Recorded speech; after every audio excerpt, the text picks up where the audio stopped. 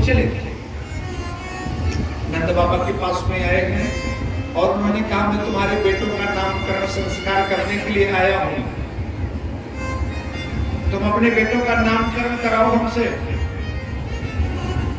नंद बाबा ने कहा बड़ा सुंदर उत्सव होगा, बड़ा सुंदर अवसर प्राप्त हुआ है, सब गोपी ग्वाल इकट्ठा करेंगे, आप नामकरण करिए, हम बतासे मंगवाओ। गर्ग ने कहा कोई बतासा नहीं बटेगा, कोई सूचना नहीं, कोई उत्सव नहीं, अकेले में नामकरण करेंगे। जहां गैया बंधी है गौशाला में चलो, नहीं अगर कंस को पता चल गया कि मैंने नामकरण किया है तो शंका खत्म हो जाएगी, अभी धोखे में है। आचार्य गर्ग ने जाकर के दोनों पुत्रों का नामकरण संस्कार किया। कैसे किया? अयम ही रोहिणी पुत्रो रमयन सुहृदो गुणैः। ये जो बड़ा बेटा है ना, रोहिणी का बेटा, ये सबको बड़ा प्यारा लगेगा, इसलिए नाम होगा राम। बड़े बलवान होंगे इसलिए कहे जाएंगे बल, बला विद्यात बलम विदुः, और सब मिलाकर के इनका नाम पड़ेगा बलराम। पंक्ति लगा के बैठो, थक गए बलादित्याद बलम विदुः। बलराम जी का नामकरण करके कृष्ण के पास में है, बड़े तपस्वी हैं, नाम रखा कृष्ण। क्या इसलिए कि सांवले दिखाई पड़ते हैं सो कृष्ण रख दिया, गोरा है सो गोरे लाल। इतना बड़ा ज्ञानी विद्वान ऋषि आचार्य गर्ग रंग देख के नाम करेंगे। बुधवार को पैदा हुए सो बुद्धो नाम रख देता, ऐसे करेंगे। गोरे गोरे हैं सो गोरी बाई हुई। एक एक शब्द में बड़ा फर्क है। कृष्ण नाम क्यों?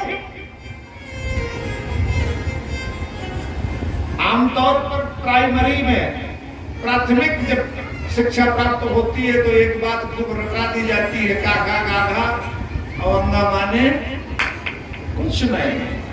ऐसे पढ़ाया का माने कबूतर, खा खरगोश और अंगा माने।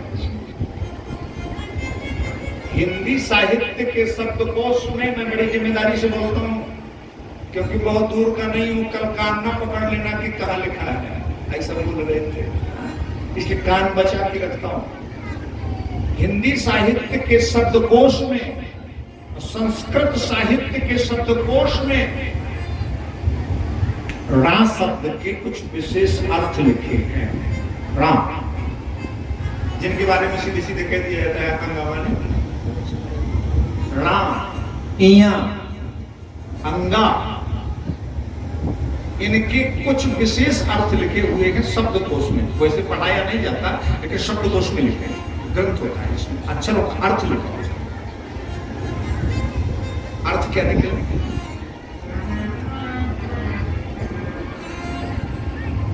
कृष्ण माने समस्त,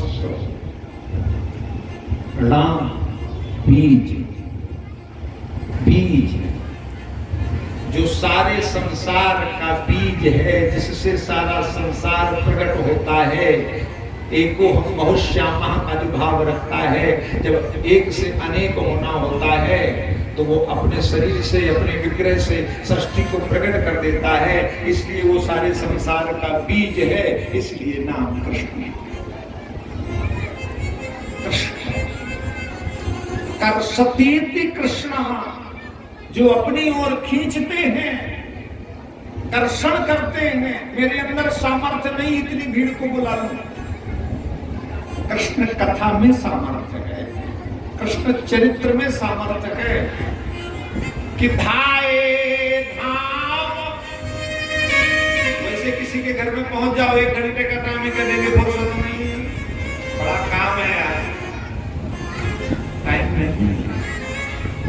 ये कथा ऐसे चुंबक से खींच रही है। कैसे? धाए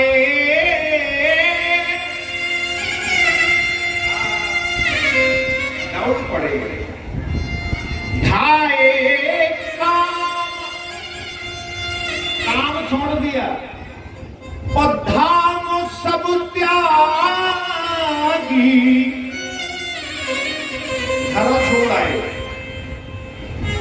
जैसे यहां पर सोना बट रहा है, मनहू रंग को, जैसे गरीब संपत्ति लूटने को चल पड़ा। मनहू रंग को निधि लूटन ला, खजाना बट रहा है, खेरापति के दरबार में से दौड़ी चले आए, काम धाम बंद कर गए। किसने बुलाया? कोई बुलवा भी तो नहीं गया। कथावाचक में इतनी सामर्थ्य नहीं कि अपनी वाणी के दम पे तुम्हें बुला ले एक व्यक्ति को। तो किसने खींचा? कृष्ण ने खींचा। भागवत तो कर्षक खींचा,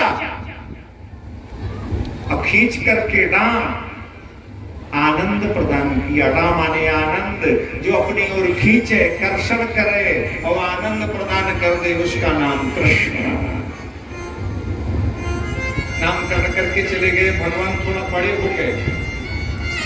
कल कथा का 6वां दिन होगा। कंस वध की कथा कल होगी। गोवर्धन लीला और रास लीला की कथा कल होगी। आज बहुत विस्तार हो गया कथाओं में, समय जा रहा है। रुक्मिणी विवाह की कथा कल होगी। आप सुहाग सामग्री अर्पित करते हैं। अब बांधा जाए कि 10-15 साड़ियां अर्पित करते हैं। डरो नहीं, मैं हंसी कर रहा हूं। सुहाग सामग्री आप लेकर आइए, ठीक है? वो प्रसाद में लेकर के जाइएगा, मैं नहीं ले जाऊंगा। भावना करेंगे कि रुक्मिणी विवाह होगा। अपनी अपनी श्रद्धा, अपनी अपनी भक्ति के अनुसार कुछ भी आप भेंट करना चाहेंगे कल रुक्मिणी में उत्सव। तदा महोत्सवम नृणाम यदुपर्याग्रहे ग्रहे। 2 उत्सव होते हैं, कृष्ण जन्म और कृष्ण विवाह। रामलीला में 2 उत्सव होते हैं, राम जन्म और राम विवाह।